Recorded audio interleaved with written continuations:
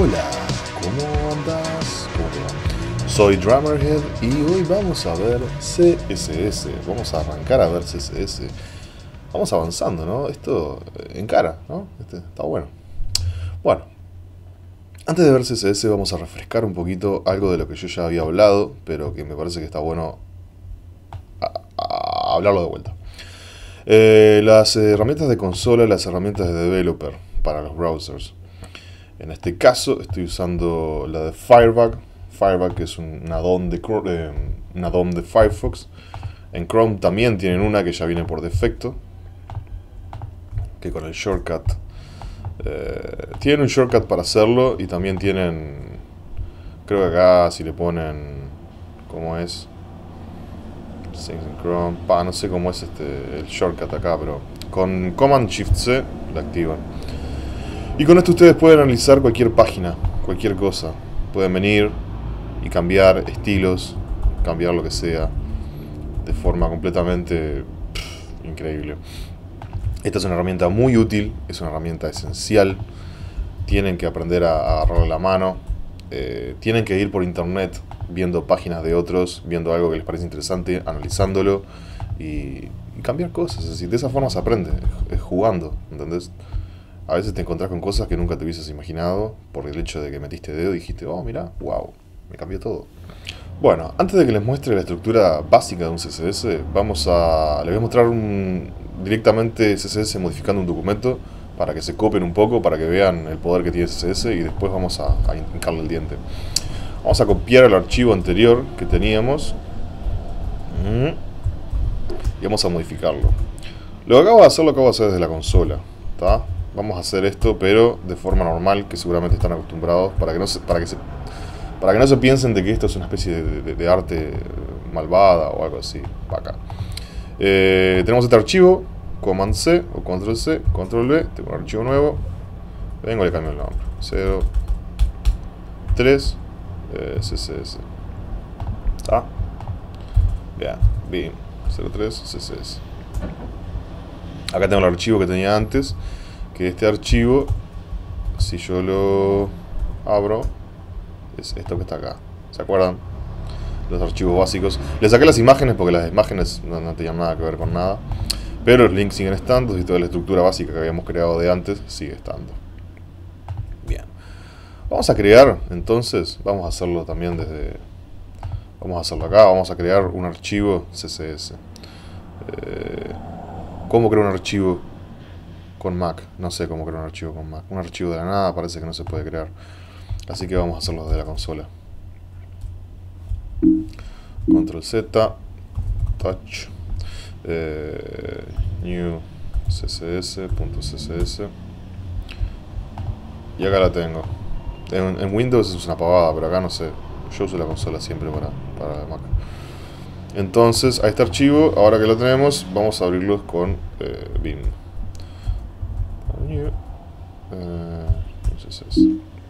Bien, vamos a hacer una declaración básica. Vamos a hacer que el body tenga color rojo.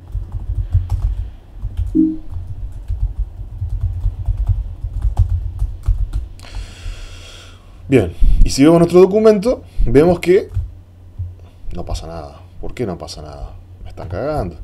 No, lo que pasa es que nosotros no asociamos un archivo con el otro. Este es un archivo CSS que está tirado ahí en la misma carpeta que un archivo HTML, pero necesito asociarlos. Necesito decirle al HTML, anda a mirar este CSS, por favor, y afectame según lo que el CSS diga. Para esto es un metadato, el hecho de asociar una cosa con la otra.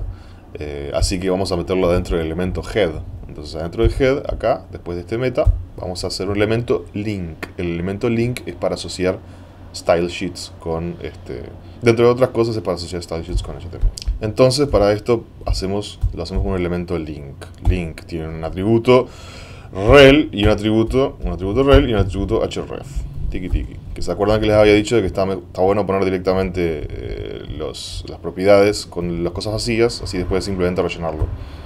Y ahí ya tengo el elemento pronto. Style sheet. Esto se lo aprende de memoria. Link rel style sheet. Es así. Lo que le estás haciendo de que el href se refiere a un elemento de style sheet. Y en el href, como los dos archivos están en una misma carpeta, simplemente pongo el nombre. New css.css. Este nombre que elegí es horrible, pero tal, lo hice apurado así, porque estoy grabando y eso. Entonces ahora, si yo guardo acá y vengo a ver qué pasa, ¡pimba! Vemos que el fondo quedó rojo. Increíble, ¿no? Increíble. Y con Firebug, si agarramos y nos paramos encima del body, vemos que acá dice body background color FF0000. Que si quiero lo puedo cambiar. ¡Wow! Redarky. Blue. Pero bueno, esta modificación la verdad que fue muy simple. Vamos a hacer algo un poco más interesante. Vamos a hacer que se parezca este documento a algo decente. Bueno, background color sí, lo voy a dejar, pero light blue. Para colores tenemos tanto colores de esta forma, en el que tenés R, G, B, rojo, verde y azul. Que por ejemplo si quisiese rojo puro sería FF0000. Si yo guardo esto, veo que es lo mismo. Si quisiese verde puro, haría lo mismo, pero con el FF en medio. FF es el máximo valor hexadecimal. 0, 1, 2, 3, 4, 5, 6, 7, 8, 9, A, B, no, sí, A, B, C, D, E, F. Entonces acá le voy a poner un keyword nomás porque light blue. Que si nos fijamos acá, Firebug lo convierte directamente a su valor hexadecimal. Y vamos a usar eso, vamos a traerlo para atrás. Y vamos a usar esto en minúscula. En mayúscula también funca, ¿verdad? Bien, le cambiamos el color al body a algo un poco más placentero. Pero ¿sabes qué? Vamos a ponerle este color al HTML y vamos a usar el body como un elemento wrapper. Entonces vamos a copiar esto. Voy a cambiar el selector, voy a poner HTML. Y al body le voy a poner un background color de FFF. Y ahora ¿qué pasó? Me quedó una cosa ahí rara. Pero vamos a seguirle dando. Width 52 ems. Vamos a poner un margin de 0 auto para que me quede centrado. Vamos a ponerle un padding de 1 em. Margin de 1 em. ¿Qué va pasando acá con esto? A ver. Va quedando coso. No quedó centrado porque el margin se lo puse mal. Margin 0 auto. Le puse un margin de 1 em acá. Si pones dos declaraciones seguidas, como hice acá, este margin pasa por arriba de esta declaración de acá. Fue un error que cometí. Oh, Dios. Entonces esto nos queda así. Quedó centrado. Interesante. Vamos a separarlo de arriba. Entonces, margin 1 em out. Vamos a cambiar la tipografía porque esa tipografía no me gusta. Font family. Sans serif. Para que agarre cualquier serif que el sistema operativo tenga ahí en la vuelta. Ahí ya cambió. Clásico line height 1.4. Vamos a mejorar el padding. Acá una de las utilizaciones clásicas de Firebug o de cualquier DevTool es tweakear, mejorar un poquito los valores. Porque acá yo le puse padding de 1 em, pero vamos a ponerle algo que sea más apropiado o que a uno estéticamente sea más buena gente. Entonces con 0.7 y 2 em está bien. Lo traigo para atrás. Padding, tiki tiki tiki. Y le vamos a poner un box shadow.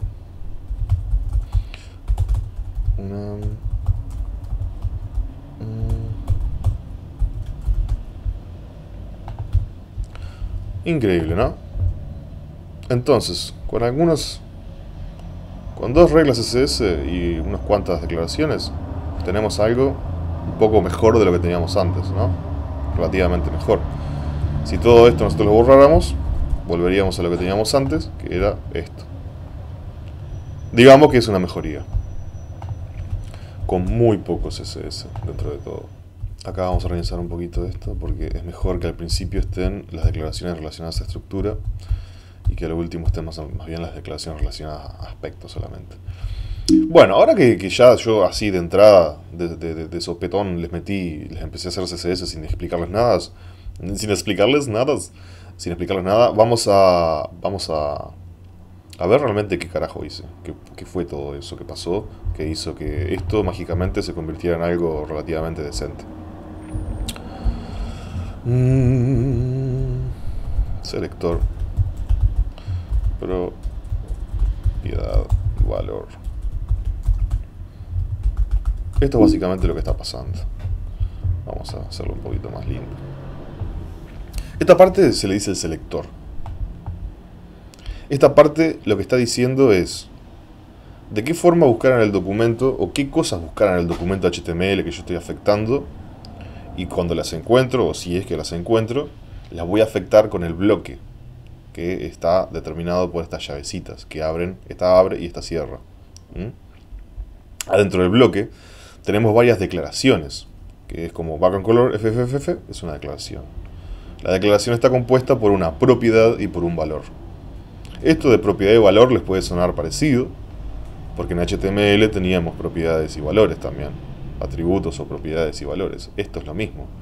La sintaxis, la forma de escribirlo es diferente, pero el concepto de propiedad y valor sigue siendo el mismo.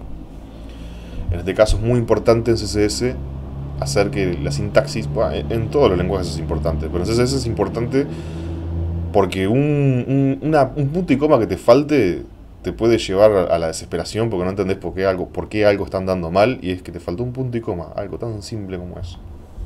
Entonces tenemos el selector, abro llave, cierro llave, la propiedad, el nombre de la propiedad. Estos nombres de propiedad están acotados, es decir, hay una lista de propiedades disponibles que son esas y no hay más. Dos puntos y el valor. El valor está relacionado a la propiedad, pero en general nosotros podemos poner lo que se nos antoje, siempre y cuando respete las reglas relacionadas a la propiedad. Y punto y coma. Punto y coma siempre va. Puede llegar a ser obviado el punto y coma si esta es la última declaración, pero en general es mejor ponerlo siempre. Solamente en casos de minificación, que hay una herramienta que automáticamente lo saca para ahorrar un carácter, pero en sí... entonces, si nosotros fuéramos a hacer un selector aleatorio, yo que sé, ing, pongo el nombre, pongo un espacio, abro llave, cierro llave, voy para atrás, doy enter. Hay editores que hacen esto automáticamente, que te la abren y te la cierran, ¿no? Indentación, recuerda la indentación. Yo uso dos espacios ahora. Inicialmente usaba una tabulación. Es un gran tema el de la espacio-tabulación. No importa. Elijan uno o adáptense al que esté usando su proyecto y usen eso. Es una discusión al pedo el de la tabulación y espacio. Y acá ponemos, por ejemplo, display, que es el nombre de la propiedad, dos puntos para separarlo de su valor, un espacio o no, pero con un espacio queda lindo. Hay muchas cosas que se hacen simplemente por orden. Y acá, block. Y punto y coma para cerrarlo. Ok.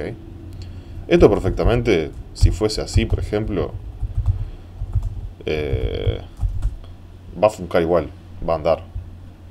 Pero hay que tener en cuenta que son proyectos que uno tiene que mantener, son proyectos que uno tiene que seguir editando, y esto así es horrible, ¿me entiendes? Entonces volviendo, y eso es una declaración CSS, una estructura básica. Nosotros podemos agregar otra declaración, display block y margin una. Ahora que más o menos vimos la anatomía de un selector CSS, vamos a ver diferentes tipos de selectores.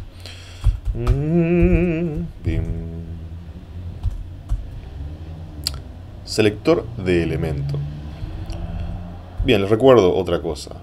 Vos tenés un archivo HTML que está asociado, a través de un elemento link, asocia un archivo CSS a sí mismo. Y eso lo que pasa es que después lo que está dentro del CSS afecta al HTML. ¿De qué forma lo afecta? Primero que nada están los selectores. El selector dice, este selector es un selector de elementos. Lo que este selector dice es, buscame todos los elementos P de párrafo. Buscame todos los elementos P que hayan en el HTML y afectalos con este bloque, con todo lo que yo tengo, con todo lo que tengo acá adentro. En este caso, margin un M0, pero puede ser cualquier cosa, no importa. El tema es que el selector va a afectar a todos los elementos P.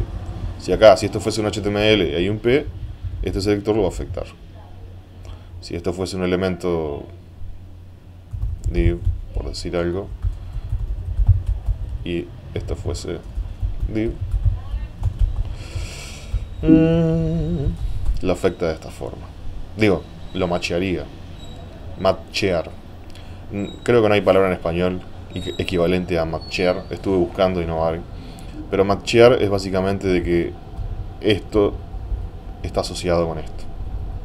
Ahora, si esto fuera como era antes, un elemento P, al elemento div no lo afecta. Porque no es un elemento P, es un elemento div. Bien. Habíamos hablado en el capítulo pasado de que a veces, o en muchos casos, uno tiene ciertas necesidades que no están contempladas por los elementos existentes en HTML. ¿Qué hacemos en ese caso? Utilizamos clases. La clase es un atributo HTML en el cual el nombre del atributo o propiedad es class y su valor es cualquier cosa que nosotros querramos. El valor de la clase, creo que lo único que tiene que respetar es que no puede empezar con un número y no puede empezar con un underscore. Creo que es eso. O con un underscore o un score. Básicamente con que empiece con una letra está bien. No puede empezar con un número, ni con un underscore, ni con un dash. No me acuerdo bien esas dos, pero no lo hagan porque es al pedo para entregarse. Div class warning, por ejemplo, ¿no? En realidad acá originalmente decía elevator, pero yo estaba practicando para hacer esto y lo cambié. Entonces, div class elevator.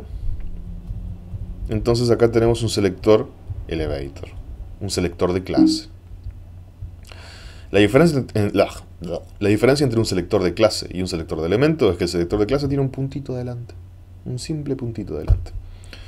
Es importante poner este puntito porque si le sacáramos el puntito se convierte en un selector de elemento. Entonces trataría de buscar un elemento elevator que no existe en HTML para afectarlo de esta forma.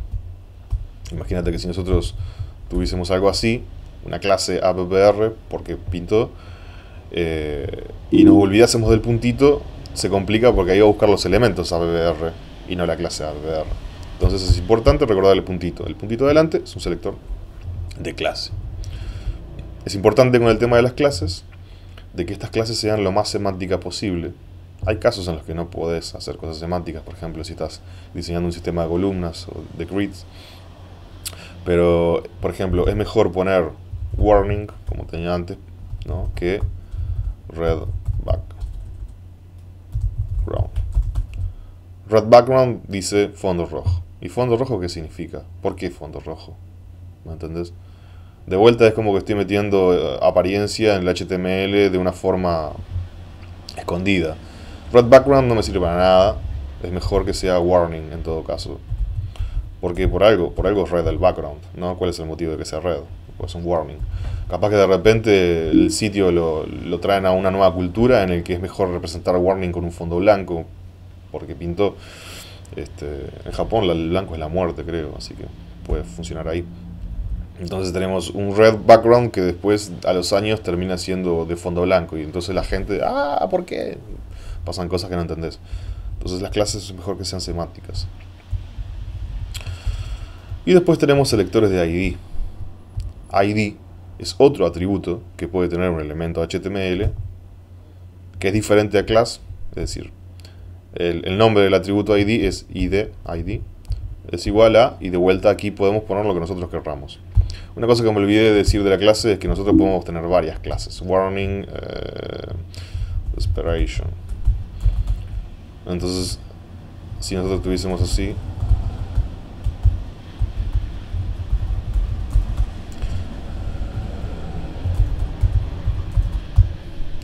si nosotros tuviésemos algo así, por ejemplo, este elemento se vería afectado por las dos clases.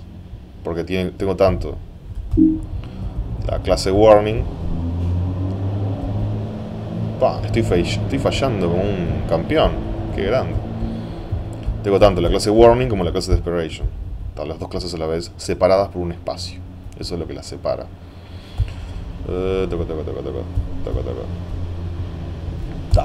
Whatever. ID solamente puede haber uno. Me acordé de decirles lo de la clase por el tema de ID. ID solamente puede haber uno, no puede haber más de un ID separado por espacio. Porque ID denota identificación. Es como que este elemento es este. Entonces tenemos el atributo ID, espacio, una sola ID. Y en el estilo, lo que lo identifica en vez de un punto es un hash. Un hash, uno solo. De vuelta lo mismo que antes, es importante acordarse de ponerlo porque si no estuviese, se pudre todo. Lo particular de ID es que solamente puede haber uno por página. Puede haber en un sitio que está compuesto por varias páginas, puede haber más de un ID porque hay varias páginas, pero por página solamente puede haber uno, porque ID denota identidad.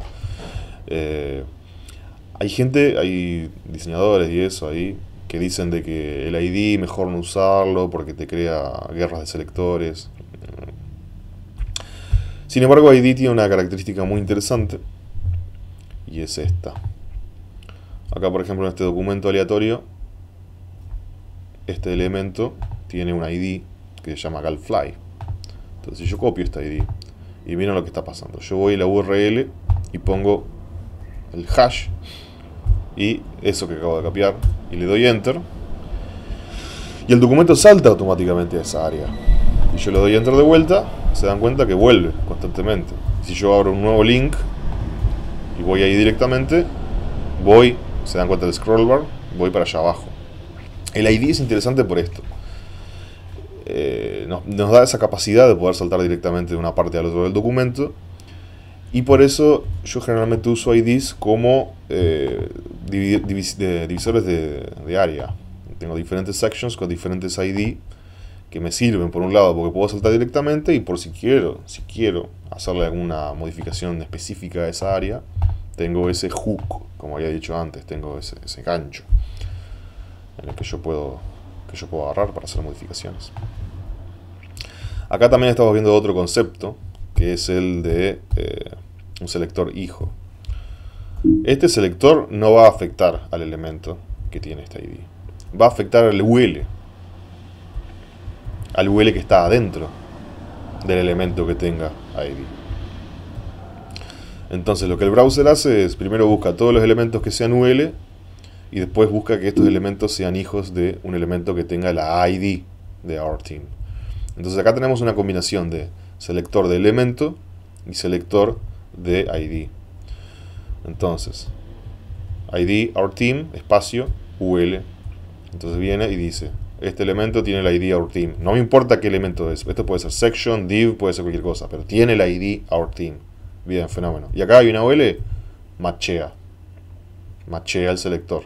Entonces le voy a afectar. List style type none y margin 0.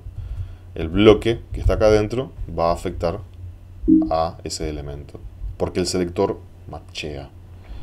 Bien, lo que vamos a hacer ahora es editar un archivo HTML que es muy parecido al que teníamos antes. Es igual, pero le agregamos algunos elementos. En vez de hacerlo en cámara, se los voy a decir solamente. Y sí tenemos el CSS que habíamos hecho antes. Este es un comentario CSS, es importante, no lo dije antes. Ven el patrón, barra, asterisco, asterisco, barra, abre, cierre. Tenemos este archivo que le agregamos unos elementos, se los voy a mostrar ahora. Bien, recuerden que este archivo tiene con un link rel style sheet href new example.css, que es una copia del archivo anterior que yo había hecho recién, el archivo CSS, que lo habíamos mejorado un poquito y lo usé como ejemplo. ¿Qué elementos nuevos agregué? Agregué un elemento table of contents. Acá se dan cuenta cómo estoy usando yo una clase. No hay un elemento table of contents, entonces estoy usando un UL al cual yo le pongo una clase table of contents para después identificarlo. Y el UL tiene list, que a su vez tienen ULs. Este es un patrón muy común para hacer una tabla de contenidos o menús anidados incluso. Otra cosa que yo hice fue que a este P le agregué una clase intro, porque va a denotar que ese P es una introducción.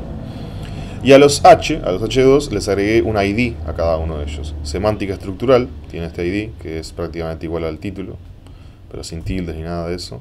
Los H3 también tienen IDs, términos relacionados con la semántica. Estos IDs podrían ser generados por un backend de forma automática, pero bueno, en este caso los escribí a mano. Significado de referencia, ¿no? Entonces, si recuerdan lo que les dije antes, esto lo que me permite a mí es que yo, como este A tiene href y su valor es hash, términos de relación, yo cliqueo y puedo saltar directamente a esa área. Esto es muy útil para hacer un table of contents, una tabla de contenidos, para ver la estructura básica, como Wikipedia. La estructura básica del documento, yo cliqueo, pan, salto para ahí directamente.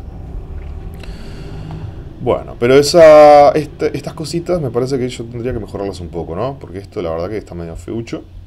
Y esto es un figure, es un elemento del que nunca les hablé. Que figure es como en las revistas, ven que está todo el cuerpo de texto principal y de repente en un costadito hay como tipo, entre comillas, más grande, tipo, y dijo que nunca volvería a la casa hasta que no se lave los dientes. Tipo, porque es una revista sensacionalista. Vamos a editar un poco el CSS para reflejar, para mejorar un poco las cosas. Bueno, entonces yo veo este documento. Primero que nada me gustaría que este H1 fuera un poco más destacado. Entonces vamos a font size un M. Pongo un M como ejemplo. Ahora van a ver un patrón en el que yo creo el selector, le pongo un valor, vengo para acá, recargo y obviamente está chiquitito. Pero vengo en Firebug y yo lo hago para arriba, que con el teclado yo puedo modificar números de forma directa.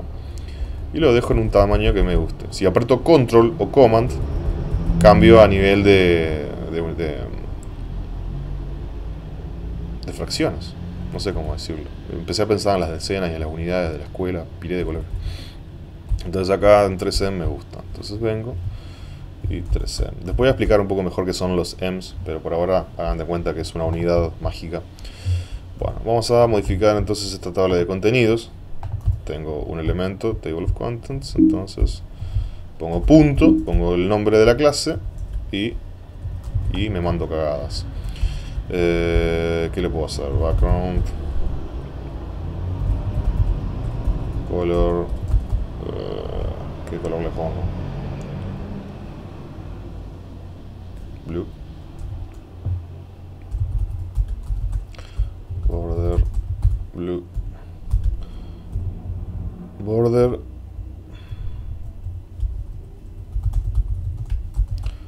pixels blue, padding, a ver cómo va quedando esto. Bien. Entonces hice ese color blue, que obviamente que es una cagada. Yo también en RGB puedo ir cambiando estos valores on the fly. Lo ideal de esto es que lo hagan en Photoshop, ¿no? Que encarguen un cacho. Pero bueno, ya que no tengo que hacer esto medio rapidito.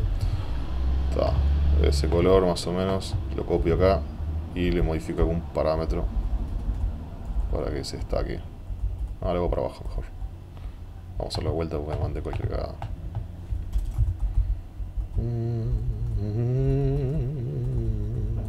Esto es súper a ojo, ¿no?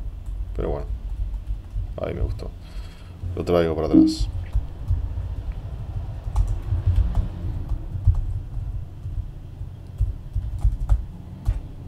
Y esto le pongo minúscula porque me gustan las minúsculas los colores. Background color.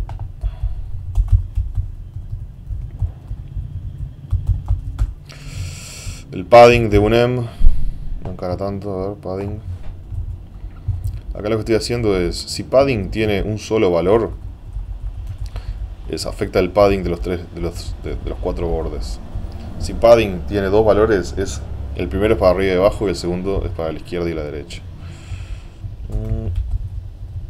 Vamos a cambiar la tipografía. Vamos a poner font size. Vamos a agrandarlo. Un M12. Esto es muy grande, obviamente, pero como recuerdan, es muy normal poner cualquier valor así, más o menos después tweakearlo. Con 1.2 está bien. Ahora, una cosa que no me está gustando mucho es el color de los links. Es un color muy agresivo. Es el color por defecto del que trae el style sheet porque no hay ningún elemento que lo esté modificando. Entonces tengo que crear un selector que los afecte directamente a estos A, pero no a todos los otros A. No quiero afectar a todos los A, solamente a los A que están adentro de Table of Contents. Entonces, ¿qué hago? Hago espacio, pongo una cosa. Entonces acá tengo un selector de clase y un selector de elemento. Color. Vamos a copiar esto y modificarlo después allá. Table of Contents. Elegir los colores lo tendrían que hacer en Photoshop de una forma ordenada. Yo estoy acá, estoy haciendo esto rápido así. Entonces, esto significa que todos los A que sean hijos de un elemento que tenga la clase Table of Content va a ser afectado por esta declaración, que en particular está diciendo que el color tiene que ser bla bla bla. No se va a ver claro porque el color es igual que el background. Vamos a cambiar eso, que no sea así. Ahí empieza a aparecer de forma mágica. Y ahí parece que está seleccionado ya. Ahí queda verde.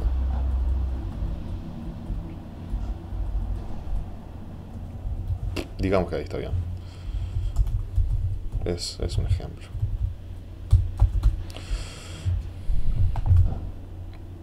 Ahora, por ejemplo, me gustaría que las subáreas sean un poco más chicas que lo anterior, para que se denote un poco mejor la anidación, la herencia. Entonces tengo un UL principal, tengo los leads, que son este y este, ¿no? Y después dentro de estos leads tengo el link en sí mismo, y después si tengo más hijos, tengo otro UL. A este UL yo quiero que tanto él como todos sus hijos disminuzca el tamaño. ¿Cómo sería el selector que tendría que elegir? Bueno, tengo una clase Table of Contents, tiene que estar adentro. Tiene que estar adentro un lead, no necesariamente, puede estar perfectamente tirado adentro. Es decir, todo UL tiene que tener como hijos directos lead. No puede haber otra cosa. Un UL y un OL tienen que tener hijos. Los hijos directos tienen que ser lead. Después esos lead adentro pueden tener cualquier cosa. En este caso un UL. Entonces vamos a hacer un selector que sea Table of Contents. Yo estoy copiando esto solamente porque me conviene. UL font size .8M. Los ems son una unidad de tamaño relativa, entonces lo que acá hago es achicarlo. Bueno, habíamos agarrado este elemento y le habíamos puesto la clase intro. Vamos a hacer algo al respecto. Clase intro. Entonces, ¿cómo quiero representar una intro? Vamos a hacer esto, mirá. Vamos a agrandarle el tamaño de tipografía. Vamos a poner un border arriba y abajo. Border style solid none. Se repite el patrón ese de que si solamente pongo dos, el primero es arriba y abajo, el segundo es derecha e izquierda, entonces va a quedar con border arriba y abajo. Border style, border width, un pixel. Border color pink, porque me pinta. Font, ya lo hice. Padding 1M y margin 1M0. ¿Cómo queda esto? Queda más o menos así. Vamos a agrandarle el tamaño. Ahí 1.2 está bien. El padding.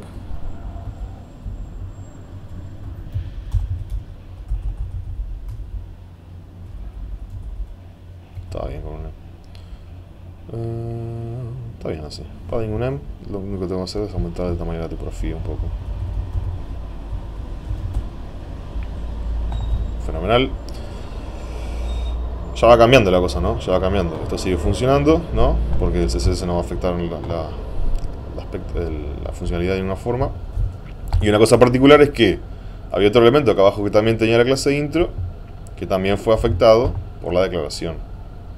Porque todo lo que tenga la clase intro va a ser de esa forma. Ahora, ¿qué más puedo hacer? Teníamos el elemento figure que vamos a tratar de que parezca lo que habíamos dicho. Acá lo que voy a hacer es float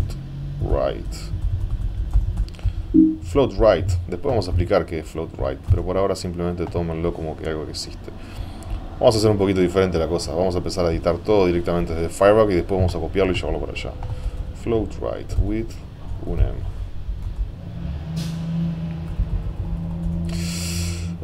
Background color gray. Vamos a ponerle. Me lo pone. No. CCCC. No. F8, F8, F8. Bien. Padding un M. Color 555. Font size un M. Font style. No. Font style. Margin 00. Un M. Entonces, ¿esto está bien así? ¿Me gusta? Sí. Está bien así. Podría agarrarle con un pseudo selector. Comillas adelante y atrás.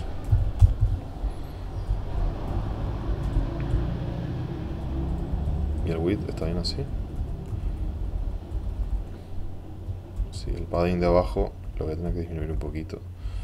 El padding no, el margin, perdón. Este es el margin. Porque esto es así. Hace como las agujas del reloj. El primer número margin de arriba, el segundo número margin de la derecha, el tercer número margin de abajo, el último número margin de izquierda. Entonces si yo quiero modificar el margin de abajo, modifico este número. Y este número está bien.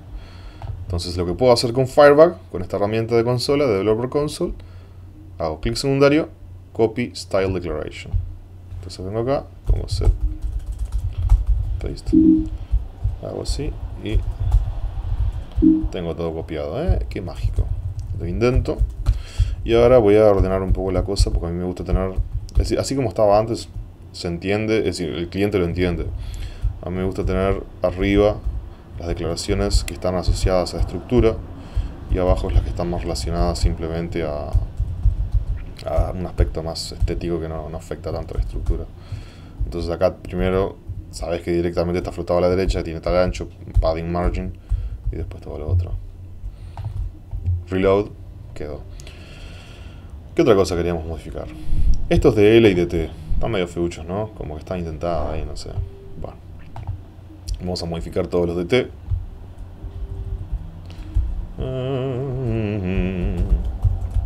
Este CSS actualmente está bastante desorganizado. Es decir, no está bastante desorganizado, está relativamente bien para hacer de algo tan chico. Después vamos a hablar acerca de cómo organizar nuestro CSS internamente. Pero por ahora tirar las cosas así nomás está bien. DT, font, weight, bold.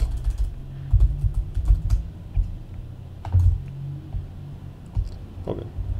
Margin, unem, 0. Margin, unem, 0 va a ser margin de arriba y de abajo y de izquierda a derecha nada. Entonces solamente quiero margin arriba. Puedo hacer margin unem 0000 o puedo hacer margin top unem. También funciona margin top. Si yo pongo esto, queda como yo quiero. De la otra forma, también queda como yo quiero. Yo prefiero este tipo de declaraciones porque después si a mí se me antoja agregarle margin de otro lado, no tengo que agrandar margin top, margin bottom, margin right. No. Tengo una sola declaración en la que yo puedo modificar las cosas libremente. Es más modular, más modificable. Y a estas cosas vamos a sacarles ese margin, que son los definition title, definition data, definition data. El margin 0.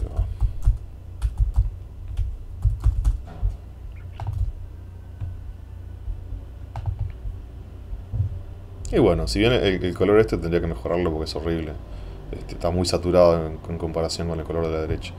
Y el color de tipografía también. Pero más o menos se han dado cuenta cómo este documento fue agarrando forma, ¿no? En comparación con lo que era antes. Podría ser el Wikipedia uruguayo esto, después de todo, ¿no?